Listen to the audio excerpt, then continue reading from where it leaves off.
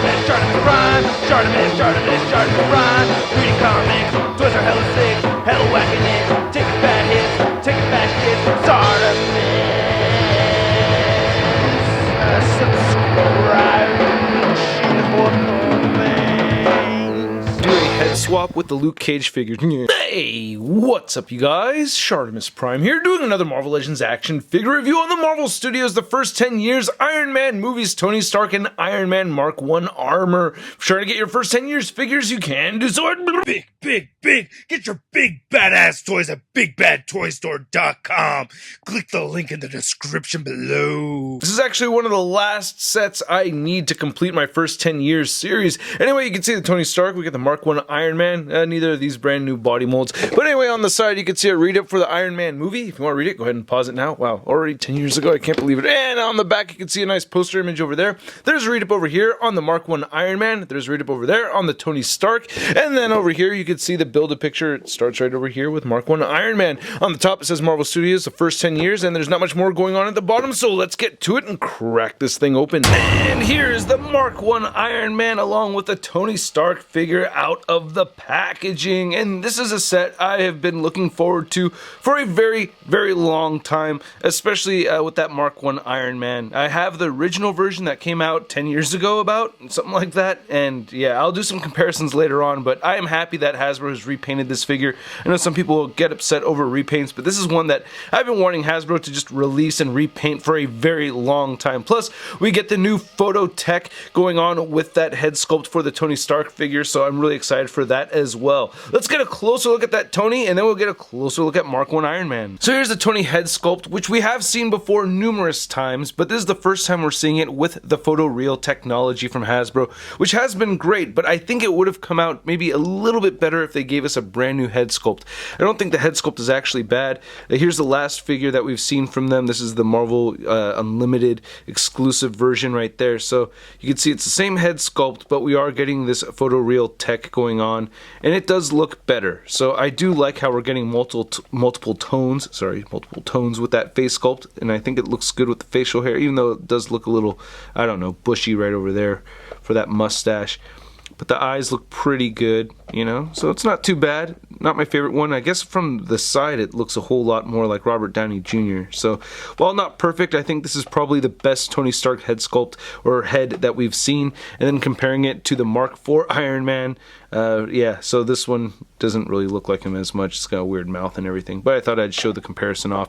And then for the rest of the body, it's the same thing as the Chameleon body mold. One thing I like that they're doing, though, is that they're changing things up. Even though they're both blue, we have a darker blue for the Tony Stark figure, and they changed the color of the shirt. But, you know, we're all too familiar with this body mold. We've seen it numerous times in the past. Nothing really new. So it looks good still. So I have the pegals at the bottom of the feet, you know. And there's nothing new with the hands either. Same hands that we've seen before as well. So because we've seen the articulation on this figure so many times, I'm going to make it the stupidest articulation segment ever. And the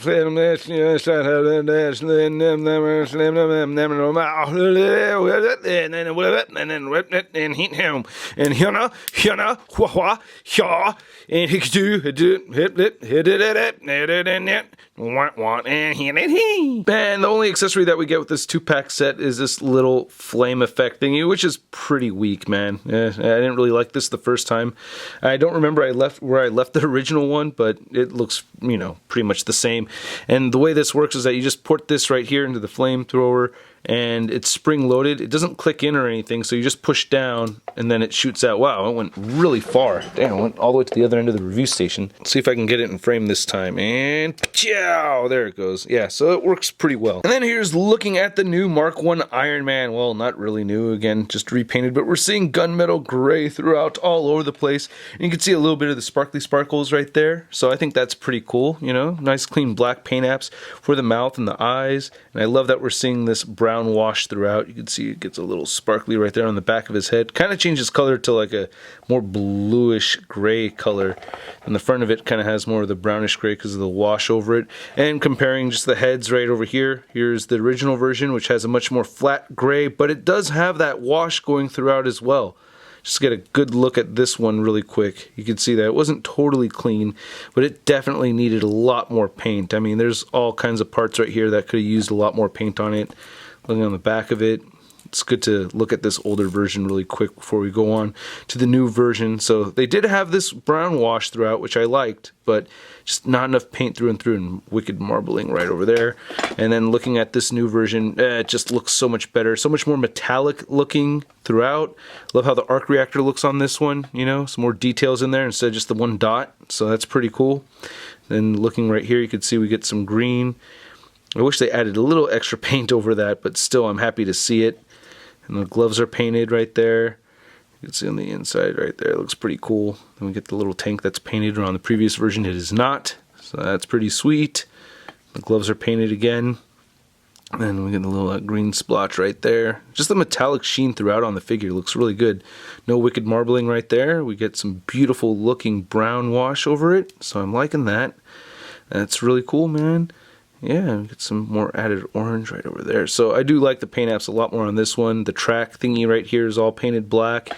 This one, it is painted black as well. So they did paint it black right there. So yeah, I give them credit for what they did in the past when they actually did it. And we get painted butt cheeks. Cool. So we get painted butt panel for the Mark 1.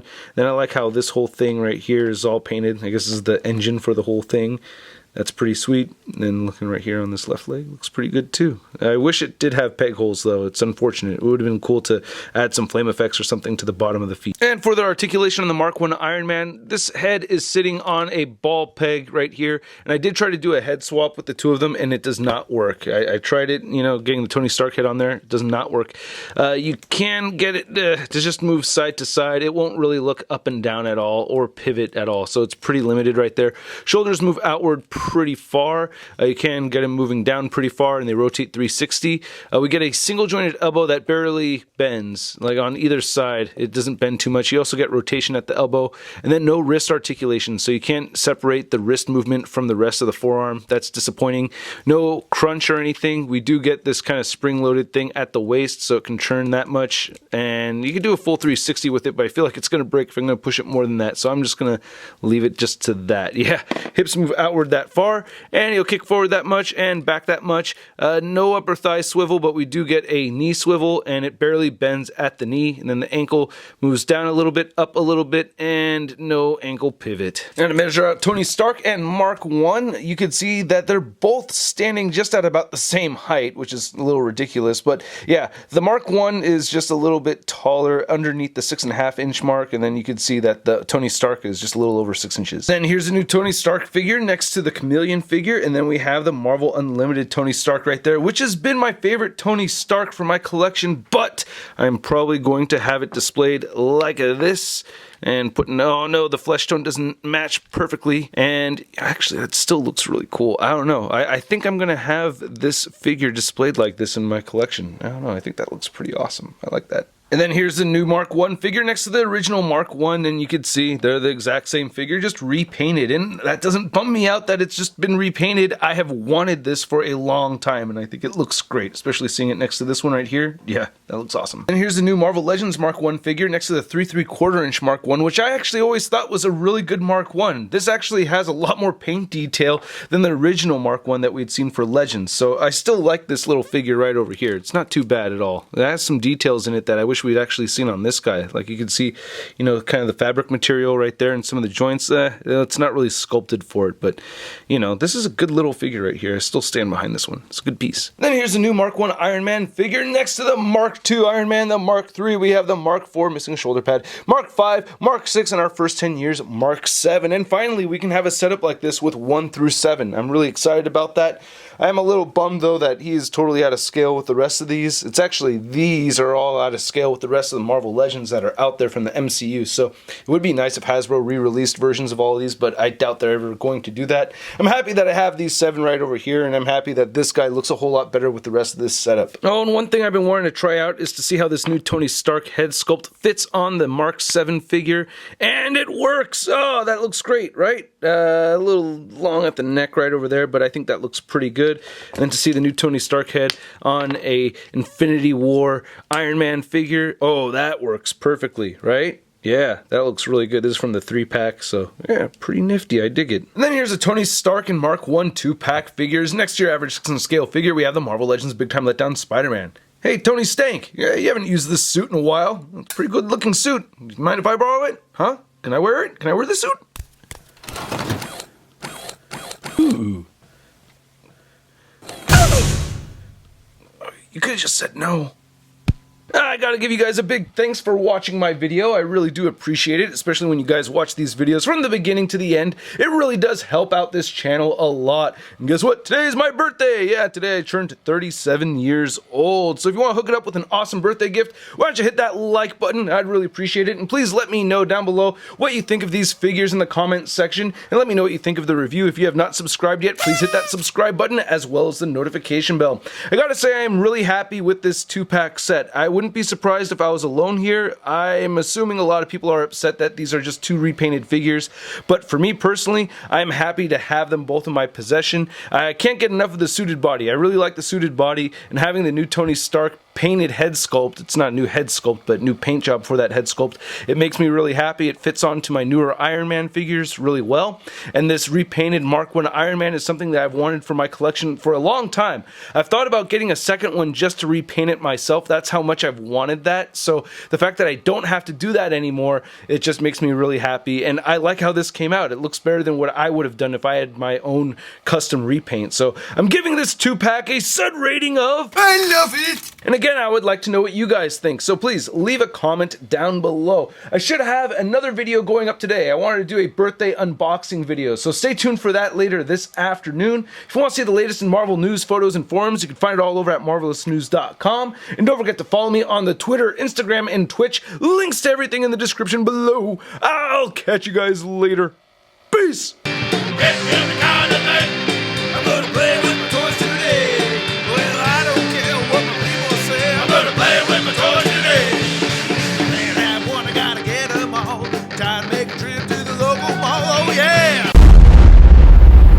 That's crispy.